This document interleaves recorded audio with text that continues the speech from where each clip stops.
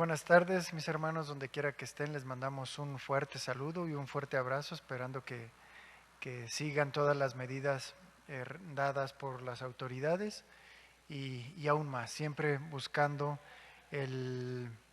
la protección de los que están a nuestro lado.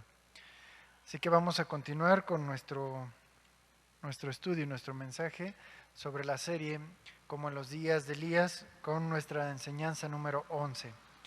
Y vamos a nuestro texto base en Segunda de Reyes, capítulo 1, versículo 10. Este va a ser nuestro texto base. Y dice de la siguiente manera: Y Elías respondió y dijo al capitán de 50, si yo soy varón de Dios, descienda fuego del cielo y consúmate con tus 50 hombres. El título de nuestro estudio es Cristianos insensibles. Y bueno, en esta tarde vamos a tratar un tema muy importante que en lo particular, en lo personal, pues de alguna manera fui exhortado de parte de Dios en cuanto a lo que estamos viviendo. Y es importante este tema porque podemos caer en una insensibilidad y que lo más seguro es de que no nos demos cuenta a qué punto pudiera llegar. Así que vamos a iniciar de forma directa a nuestro estudio desde el capítulo 1 del libro de Reyes, versículo 1.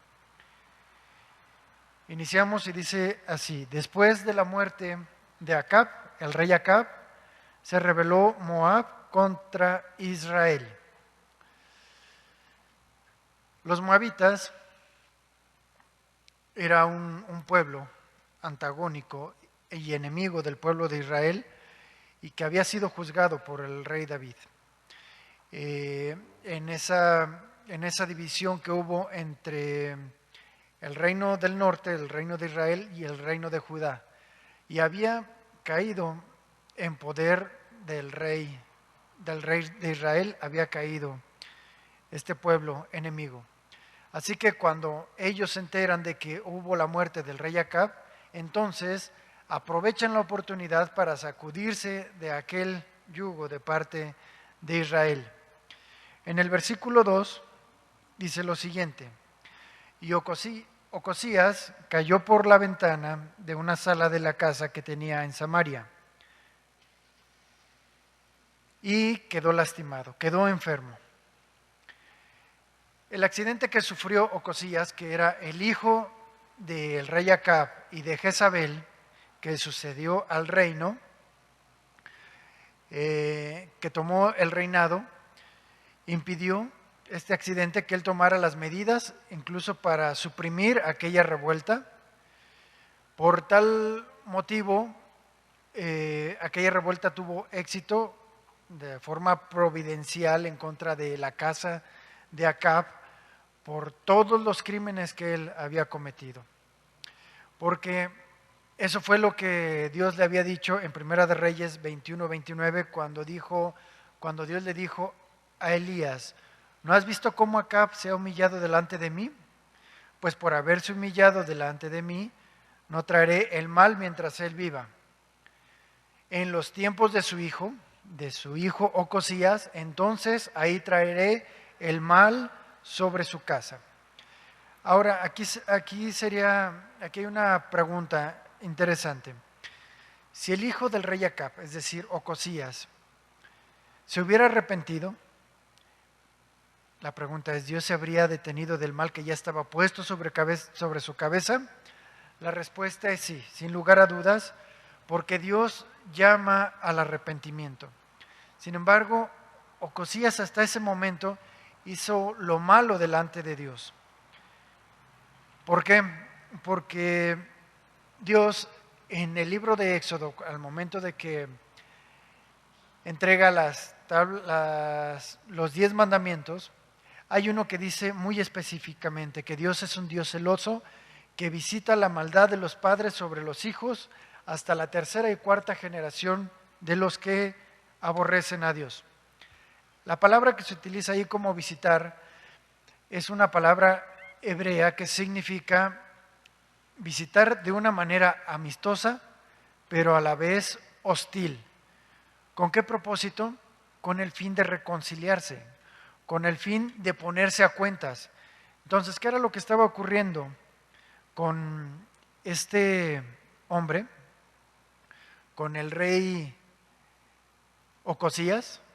Él provenía de una herencia, digámoslo así, o una generación malvada que aborrecía los mandamientos de parte de Dios, de parte de tanto su madre Jezabel como Acab.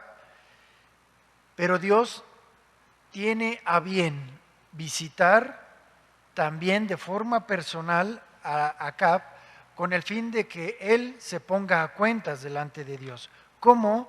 Pues a través del infortunio o a través del trato que Dios tiene para con nosotros. En este caso, pues fue esta enfermedad, este accidente que tuvo al haberse caído. Dios lo permitió, pero había un propósito detrás de eso. Y Dios buscaba la reconciliación a través de los profetas. Así que, una vez que él se ve lastimado, entonces él envía a unos mensajeros, dice el versículo 2 de Primera de Reyes, del libro de Segunda de Reyes, capítulo 1, manda mensajeros y les dice que vayan a consultar a Belcebú, dios de Ecrón. Y la consulta era para saber si él iba a sanar de sus heridas. En Ecrón fue erigido un templo a este ídolo satánico, al cual acudían muchas personas de diferentes lugares, cercanos y aún de lugares lejanos. En otras palabras, este hombre, a pesar de tener la oportunidad de buscar al Dios de la ley dada a Moisés, a pesar de estar en un lugar con el pueblo elegido de parte de Dios, pues no busca el consejo de Dios, sino que busca consultar a una figura diabólica que no habla, no ve, no oye, no camina y no responde sobre su salud. Si iba a sanar o no, sobre eso era su consulta. En estos tiempos en los que estamos viviendo, también surgiría esta pregunta: ¿en qué necesidad nos podríamos estar enfocando? Y sobre todo, ¿a quién le podríamos estar pidiendo ayuda o consejo sobre lo que estamos viviendo? Ocosías, ¿en qué necesidad se enfocó? Aún estando postrado sobre su cama, ¿en la sanidad de su cuerpo o en la sanidad de su alma? Es evidente que su alma no le importaba, no lo consideraba, o por lo menos no en gran medida. Había algo que estaba por encima y era su movilidad física. Así que también en estos tiempos ocurre lo mismo, porque esto puede pasarle a cualquiera que no conoce a Dios, porque puede estar en peligro de perderse en las tradiciones que trae, en sus propias ideas, consultando y pidiéndole a alguien o a algo que lo escuche, que le responda, y eso desvía la atención de lo que es verdaderamente importante. Observar la condición de nuestra alma delante de Dios, independientemente de las circunstancias en las que nos encontremos. Eso es lo más importante, porque algo que sí tenemos seguro desde el momento en que existe la concepción es que vamos a morir. Eso es lo más seguro. Y probablemente, obviamente, el rey Ocosías tenía miedo de perder todo lo material. Tenía también seguramente el temor de que sus enemigos lo despojaran de su poder, incluso de su propia vida.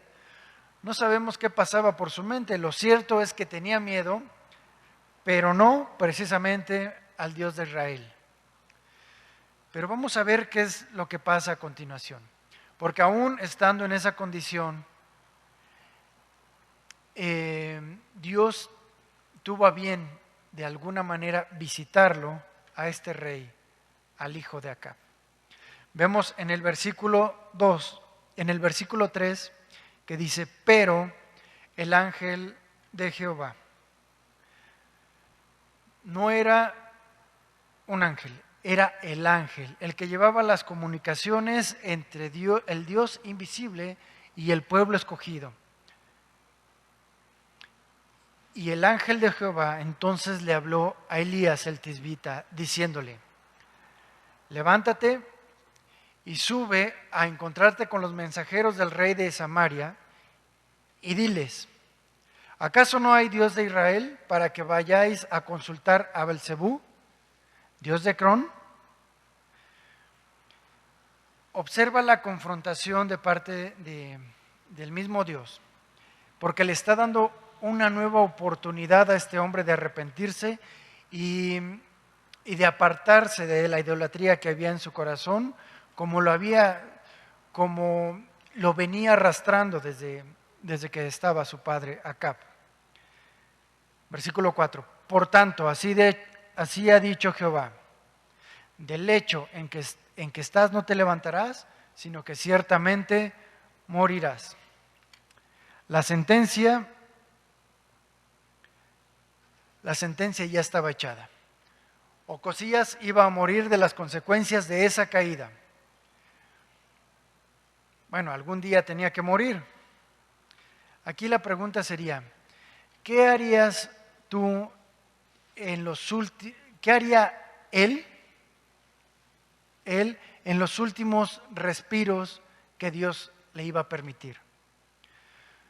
¿Tú qué harías si supieras que estás a punto de morir, que tienes una semana o 15 días? ¿Te pondrías a cuentas delante de Dios o delante de los hombres? ¿Por qué te afanarías? ¿Qué estarías buscando en esos últimos respiros? Bueno, y esta fue la respuesta de parte de Elías. Entonces se levantó y fue a darle el mensaje al rey. Cuando los mensajeros regresaron, el rey les dijo, ¿por qué habéis regresado? Fíjate algo interesante, que estos mensajeros obedecieron el mensaje de Elías y no llegaron hasta el lugar de Ecrón. Es interesante porque de alguna forma estos hombres decidieron poner en consideración delante del rey una oportunidad, una nueva oportunidad que Dios le estaba dando a Ocosías. ¿Por qué? ¿Cuál era esa oportunidad? La oportunidad no que se sanara, sino que se salvara. Eso era una verdadera bendición. Porque bueno, si nosotros supiéramos que de alguna enfermedad, de la última que vayamos a tener, o la siguiente enfermedad, si es la última, entonces Dios nos podría estar dando la oportunidad de arrepentirnos al tener este mensaje. Así que entonces cuando el rey les empieza a cuestionar por qué están aquí, en el versículo 6, entonces ellos le empiezan a responder. Encontramos a un hombre que nos dijo, id, regresad ante el rey que os envió y decidle, así ha dicho Jehová, ¿acaso no hay Dios en Israel que tú envías a consultar a Belzebú, Dios de Ecrón? Por tanto, del lecho en el que estás no te levantarás y de cierto morirás. Entonces, a él le causó intriga y les preguntó, ¿cómo era el hombre que encontrasteis y os dijo tales palabras? Ellos le respondieron, un varón que tenía vestido de pelo y ceñía sus lomos con un cinturón de cuero. Entonces, él les dijo, es Elías el Tisbita. Él fue el hombre que de alguna manera me desafió. El hombre que de alguna manera el rey se sintió atacado, se sintió agredido y de alguna manera hasta retado porque estas palabras de alguna manera para él lo desafiaban. Así que inmediatamente ubicó de parte de quién venía ese mensaje. Ahora, ¿por qué lo identificó? Porque él conocía acerca de su trayectoria y de la forma que él tenía para confrontar de forma directa. Y obviamente el mensaje pues no le agradó en lo absoluto. Y seguramente sus moditos tampoco. Así que enseguida, dice el versículo 9, luego envió a él a un capitán de 50, con sus 50 hombres. Cuando él subió a donde estaba Elías, cuando subió este capitán, este se encontraba sentado en la cumbre del monte. Seguramente era el monte Carmelo, en el que había hecho el reto sobre los 400 sacerdotes del rey Acab. Y entonces, una vez que llega este capitán junto con sus 50 hombres, entonces le dice y le grita seguramente porque él estaba en lo más alto. Elías estaba seguramente en la suite del Carmelo. Y entonces le dijo, hombre de Dios, el rey ha dicho que desciendas. Yo no me puedo imaginar el tono de este capitán al haberle llamado. No sé si fue con sarcasmo o en un tono de burla, o verdaderamente fue reconociéndolo. Y podríamos solamente imaginar que el rey lo quería tal vez para encarcelarlo por semejantes deseos hacia el rey. Recordemos de alguna manera que Elías era de los profetas de la oposición y que sus declaraciones no eran bien vistas por los reyes en ese tiempo. Así que no nos debe sorprender ni las palabras del capitán ni las intenciones del mismo rey. Lo que nos sorprende es la respuesta de parte del profeta. Lo que nos sorprende es la respuesta de parte de Elías. En el versículo 10 dice lo siguiente: y Elías respondió y dijo al capitán de 50, si yo soy varón de Dios, descienda fuego del cielo y consúmate con tus 50, que te consuma a ti junto con todos los hombres que vienen contigo. ¿Por qué Elías tuvo que hacer esta apuesta? ¿Qué era lo que tenía que demostrar? ¿No pudo haber dicho cualquier otra cosa un poco más sabia? Y que no tuviera que poner como un trofeo la vida de alguien más. Aquí la cuestión es que de alguna manera Elías cayó en la tentación de poner a prueba algo que él sabía perfectamente que podía ocurrir, porque verdaderamente era un hombre de Dios. Y fue algo muy parecido con lo que ocurrió en el desierto, cuando Satanás hizo exactamente lo mismo al tentar a Jesús. Si eres el Hijo de Dios, dile a estas piedras que se conviertan en pan.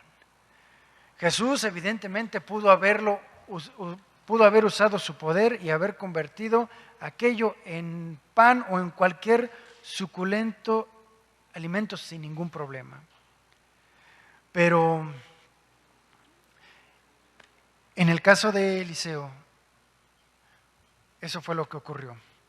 Dios respaldó la petición de Elías,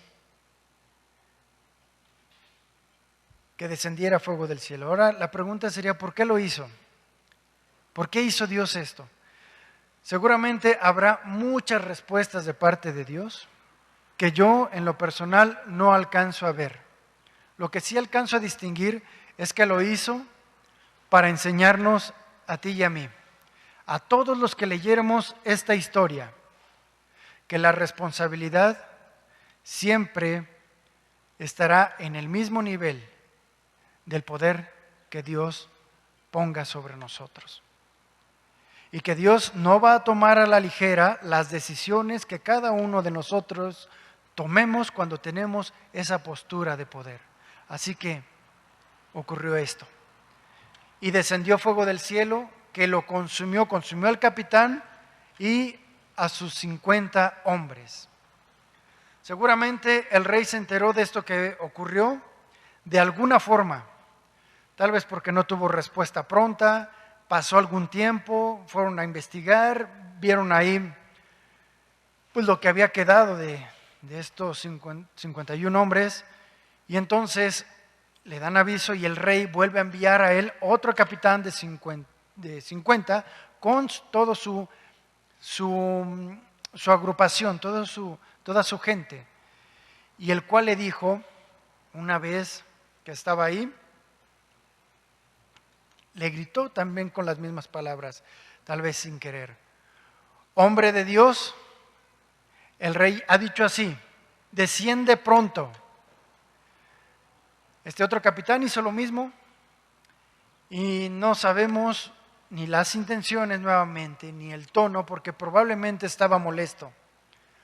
Seguramente estaba enojado porque él conocía al otro capitán, por lo menos. Pero nuevamente lo más sorprendente es la respuesta de Elías. Elías le respondió en el versículo 12: si soy varón de Dios, si yo soy hombre de Dios, que descienda fuego del cielo y te consuma a ti con tus 50 hombres. Y descendió fuego del cielo que lo consumió a él con sus 50 hombres. Pero no deja de impactar que Elías no sintió ninguna muestra de dolor de haber dejado en aflicción y de haber dejado a muchas viudas y huérfanos por haber hecho tales declaraciones y echar tales suertes y tales desafíos. Ahora, la pregunta es, ¿Elías perdió la sensibilidad? Tal vez para él eran solamente números. Algo ocurrió en la vida de Elías. Algo ocurrió. En estos tiempos tan complejos, también corremos exactamente el mismo riesgo que Elías. Una vez que nosotros nos hemos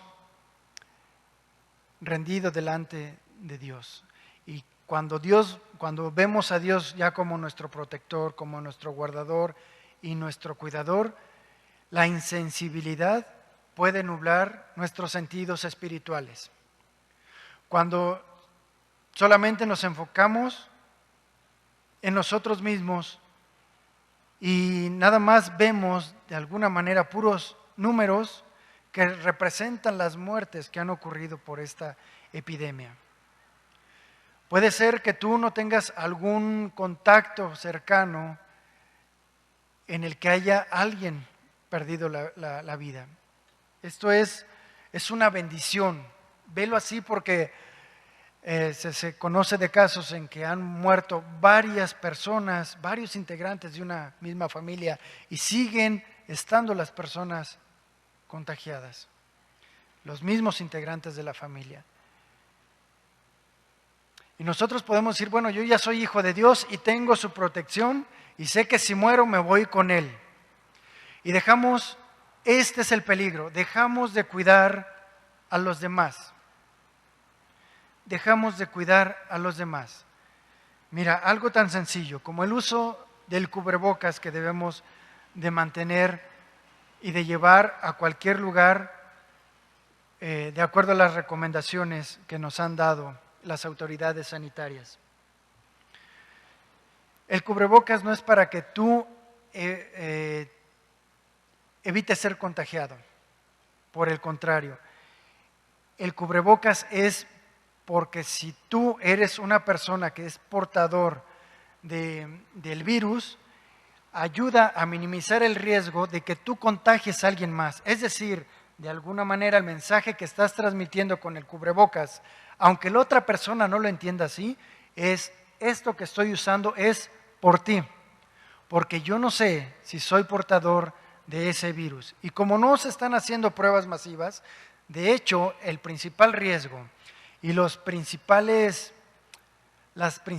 amenazas son aquellos que pudiéramos tener el virus y ser asintomáticos, porque es como si en nuestra boca trajéramos un revólver cargado y sin seguro y lo estuviéramos repartiendo sin ninguna medida de seguridad. Tarde o temprano se va a detonar y va a ocurrir muertes y seguramente en aquellas personas que no quisiéramos que se adelantaran, a causa de nuestra inconsciencia, a causa de nuestra insensibilidad. No es por mí, es por amor al que tengo frente a mí. ¿Por qué? Porque yo puedo estar esparciendo con mi boca el lugar en el que estoy, y si no lo sanitizo después de que alguien lo utilice, podemos seguir esparciendo y esparciendo este virus tan letal. Así que es necesario que ayudemos a mantener la distancia, guardando las medidas de higiene, como les comentaba, no por ti, sino porque por el que está cerca de nosotros, por aquel que no tiene a Dios, por aquel que no cree. Así es como nos puede invadir la insensibilidad. Ahora, con esto no quiero decir que estemos totalmente angustiados, sino que la angustia, el estrés y todo lo que conlleva puede llevarnos a un estado mental que haga que nuestras defensas bajen y entonces sí seamos mucho más vulnerables. Entonces no se trata de eso, sino se trata de tomar las medidas de previsión necesarias para no poner en riesgo a los que están cerca de nosotros. Y te lo voy a exponer con algo así muy, muy sencillo. Tú tienes que considerarte como el portador del virus, un portador asintomático. Por eso nos va a ayudar a no traer el cubrebocas pues como si fuera un antifaz, como si fuera una mascada, un accesorio, porque es para ayudar a los demás, es para evitar. Por eso lo veo así, mostrarme yo como si fuera un portador asintomático. Ahora continuemos. La respuesta de parte de Elías con esa insensibilidad, como les digo, puede llegar hasta a nosotros mismos.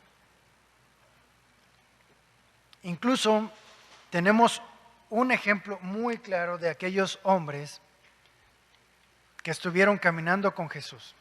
En Lucas 9:51 lo vamos a ver, y cómo hacen una evocación de aquel evento que ocurrió con Elías. Dice, cuando se cumplió el tiempo en que él había de ser recibido arriba, es decir, ya en los últimos días de Jesús, afirmó su rostro para ir a Jerusalén, es decir, para ir a afrontar lo que le esperaba. Y envió mensajeros delante de él. Fíjense qué curioso, algo muy parecido a este escenario. Envió mensajeros delante de él, los cuales fueron y entraron en una aldea de los samaritanos para hacerle preparativos. Pero entonces los samaritanos, cuando se enteraron que la intención era que los iba a utilizar únicamente de puente porque iba a ir a Jerusalén, los samaritanos no lo recibieron. Entonces, los discípulos Jacobo y Juan, Jacobo y Juan el discípulo amado, el que estaba más cerca del regazo de Jesús, uno de los más allegados, pues toma esta actitud de alguna manera que tuvo Elías, una actitud que no fue la correcta. Y entonces le hace esta petición directamente al Señor. Señor, ¿quieres que mandemos que descienda fuego del cielo como lo hizo Elías y que consuma Samaria? Vaya que tenían fe para hacer cosas imprudentes. Y entonces, volviéndose Jesús, volteándose a ellos, los reprendió, los regañó. Eso es lo que dice una de las versiones, y les dijo: vosotros no sabéis de qué espíritu sois, porque el Hijo del Hombre no ha venido para perder a las almas de los hombres, sino para salvarlas. Entonces, vemos aquí que este era el verdadero propósito del mensaje que le estaba dando el ángel de Jehová a Eliseo, que fuera por las almas, no que demostraran su poder, un poder que les estaba siendo prestado, digámoslo así, era un don, pero que sobre ese poder iban a pedir cuentas el Dios mismo. Así que vemos este testimonio de parte de los discípulos que estaban tentados y cayeron. Así que Jesús los regaña. Ahora, ahí te va esta pregunta: si tú tuvieras ese poder de hacer descender fuego del cielo para que consumiera a tus enemigos, ¿lo usarías? Seguramente sí, en algún momento de ira, de impotencia. Seguramente porque así nos ha atacado esta tentación. Pero sería como tomar la justicia en nuestras propias manos y entonces no confiar verdaderamente en el poder y la justicia de Dios. ¿Por qué? Porque estaríamos aplicando la justicia con motivos incorrectos, según nuestra propia opinión y según nuestra propia razón. Y la verdad que bueno que Dios no responde estas oraciones, porque seguramente ya habrían acabado contigo y conmigo cuando nos portamos de una manera pésima. Volvemos a Segunda de Reyes 1:13 y dice así: una vez que se vuelve a enterar el rey de que ocurrió lo mismo con esa segunda comitiva, volvió a enviar al tercer capitán de 50 con sus 50 hombres. Subió aquel tercer capitán de 50 y fíjense la actitud de este capitán, que estaba obedeciendo las órdenes del rey, que estaba obedeciendo el mandato de su jefe supremo. Se puso de rodillas delante de Elías y le rogó. Ahora, Elías no era un delincuente. Elías era un mensajero de parte de Dios, pero él sabía que lo que saliera de su boca iba a repercutir en su vida de forma directa. Y le rogó, poniéndose de rodillas: hombre de Dios. Y observa las palabras de este hombre que aquí sí podemos encontrar y podemos deducir cuál fue el tono de este capitán, que fue de reconocimiento por aquello que había ocurrido, que no había sido la mano suya propiamente, sino la que Dios había respaldado la autoridad de parte de Elías,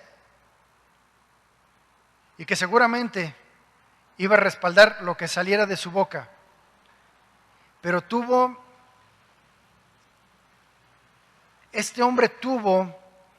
este capitán tuvo el temor no hacia Elías, sino a la respuesta que le diera a Dios.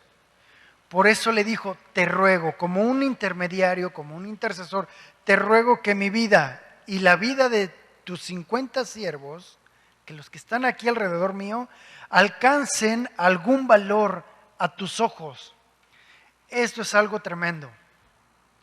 Esto es algo tremendo porque un hombre, este capitán, probablemente no conocía de Dios, no seguía a Dios, pero en este momento reconoce a Dios, pero ve una insensibilidad de parte del hombre de Dios. Sin embargo, su investidura no la toca.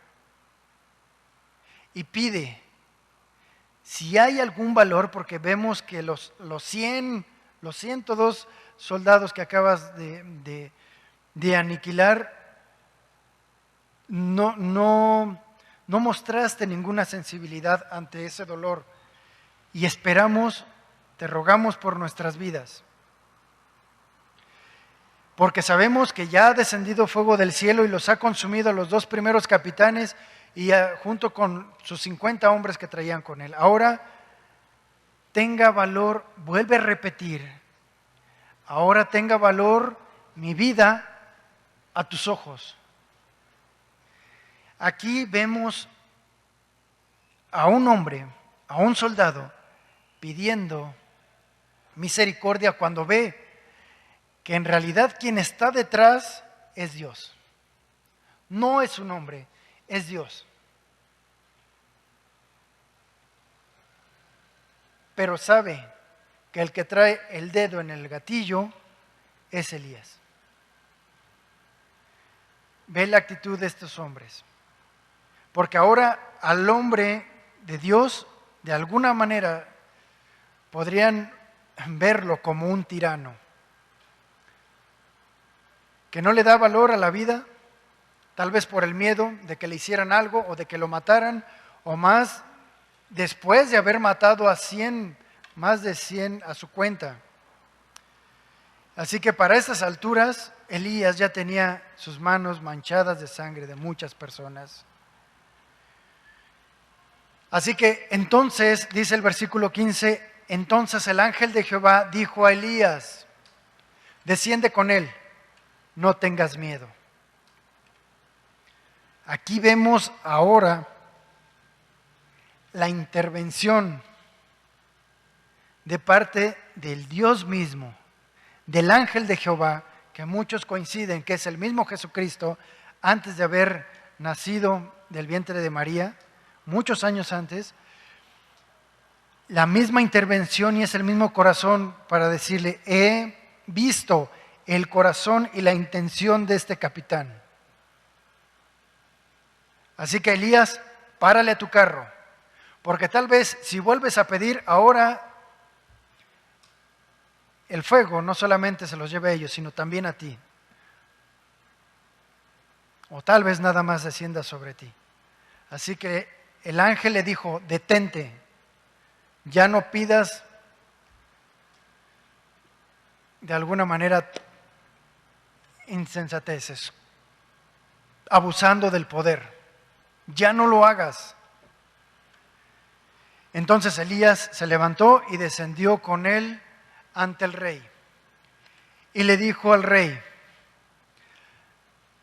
aquí no da mucho contexto para qué lo quería el rey, pero lo que sí podemos estar seguros es que en esta tercera ocasión, el rey ya había suavizado sus intenciones hacia Elías, porque había demostrado que sí era un hombre de Dios y que sus palabras no eran de su propia iniciativa, o los hechos no eran eran respaldados de parte de Dios.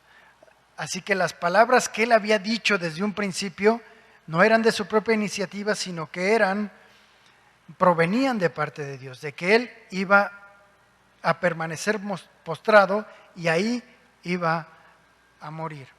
Así que el mensaje, Elías no lo diluye, sino que lo vuelve a revelar como al principio de forma directa.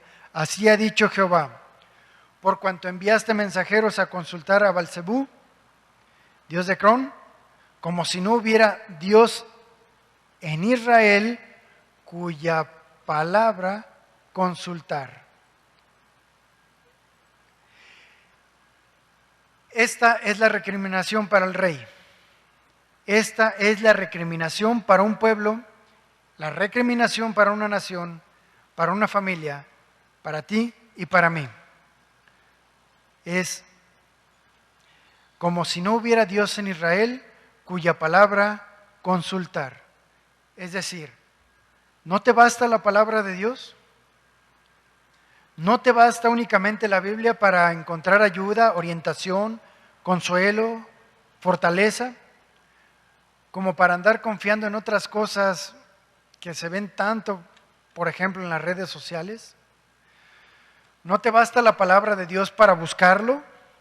Sino que tienes que usar filosofías y religiones, cursos motivacionales para dejar ese vicio y cambiar tu vida. ¿No te basta la palabra de Dios? ¿Acaso la palabra de Dios no es suficiente para guardar tu alma? ¿O ella no puede iluminar lo suficiente tu vida como para enderezar tu camino? Bueno, así es como lo dijo Elías. Así se lo dijo Elías al rey: quedarás postrado si el arrepentimiento no abre la puerta del corazón, porque solamente se abre por dentro. Y él le dice: no te levantarás de este lecho, sino ciertamente morirás. Y dice el versículo 17: y murió conforme a la palabra de Jehová que había dicho Elías. Y reinó su hijo Joram en el segundo año de Joram, hijo de Josafat, rey de Judá, porque Ocosías no tenía hijos.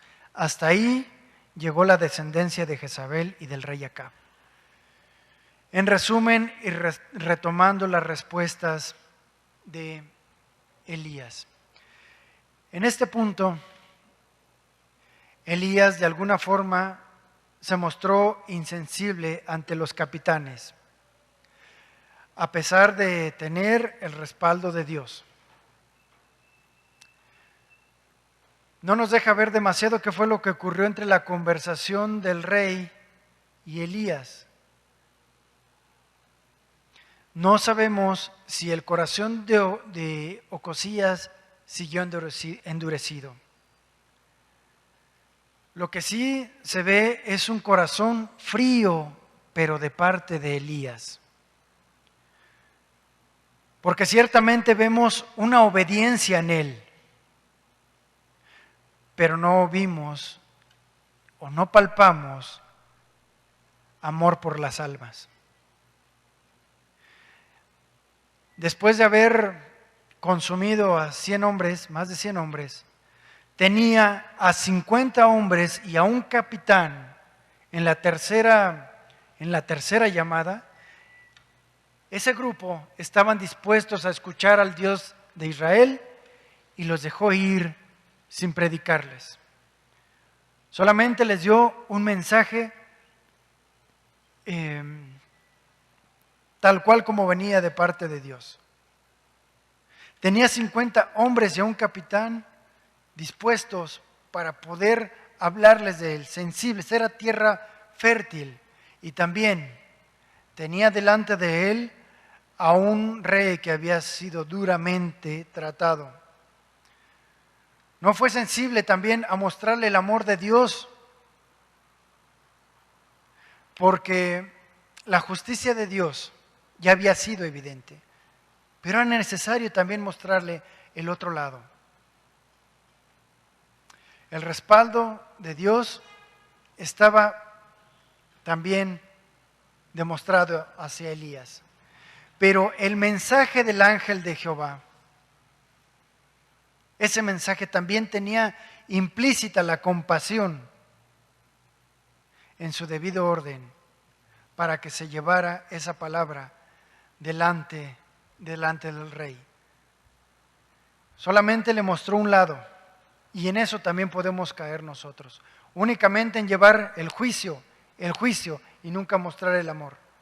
O viceversa, mostrar el amor sin mostrar el juicio. Y estos dos elementos los vemos claramente mostrados en la cruz. A un nivel excelso y supremo. Vemos el amor y la justicia que viene de parte de Dios. La Biblia nos muestra que Elías tuvo muchos aciertos muy notables, pero también muchas fallas a las que nosotros nos podemos enfrentar y podemos ser insensibles. Por algo están aquí, escritas para nuestra enseñanza, para que no caigamos en esos mismos errores. Es por eso que Dios en estos días también pone a prueba nuestra propia sensibilidad y la dureza que pueda haber en nuestro corazón ante la necesidad de los demás. En todos los sentidos, en el sentido espiritual, en las emociones, en su alma, pero también en lo material. Que nuestro corazón no se contagie de la insensibilidad que ha provocado tanta maldad. Vamos a orar. Bendito Dios, gracias te damos, Señor. Gracias te damos, amado Jesús, por ser nuestro modelo a seguir. Porque no solamente obedeciste al pie de la letra todo lo que el Padre te pidió que hicieras de forma portentosa, porque el poder estaba puesto en tus manos, pero únicamente cuando Dios lo dijera, cuando Dios el Padre dijera que podrías usarlo en ese momento, pero siempre, en todo momento mostraste amor por este mundo sumergido en la maldad, en el orgullo y en el ego. Gracias porque tus intenciones, las intenciones con las que viviste en esta tierra, estuvieron siempre a flor de piel. En cada palabra, en cada paso que dabas, tu amor por los demás fue claramente expuesto y tu amor por los demás fue lo que te empujó siempre hacia la obediencia, el amor primeramente. Por favor, Señor, ayúdanos y recuérdanos esos mismos pasos, que al amor le sigue la obediencia. Y por eso tú nos dijiste, si me aman, guardarán mis mandamientos. Y entonces cuando esto ocurra seremos tus amigos. Es por eso que queremos que en estos tiempos queremos cuidarnos cada vez más. Por amor sencillamente a ti, y ese amor nos llevará a amar a los demás guardándonos nosotros mismos. Tal como lo dice en Corintios 13, primera de Corintios 13. Si yo hablara las lenguas humanas y angélicas, si no tengo amor, vengo a ser como metal que resuena o címbalo que retiñe. Si tuviera profecía y entendiera todos los misterios y todo conocimiento, y si tuviera fe, toda la fe, de tal manera que trasladara los montes, pero no tengo amor, nada soy. Si repartiera todos mis bienes para dar de comer a los pobres, y si entregara mi cuerpo para ser quemado, pero no tengo amor, de nada sirve. Porque el amor es sufrido, es benigno, el amor no tiene envidia, no es jactancioso, no se envanece, no hace nada indebido, no busca lo suyo, no se irrita, no guarda rencor, no se goza de la injusticia, sino se goza de la verdad. El amor todo lo sufre, todo lo soporta, todo lo cree, todo lo espera. El amor nunca deja de ser. Gracias, Señor, por tu enseñanza, en la que nos muestras de qué espíritu y qué intenciones debemos ser. Gracias, amado Jesús, en tu bendito nombre. Muchas gracias. Amén.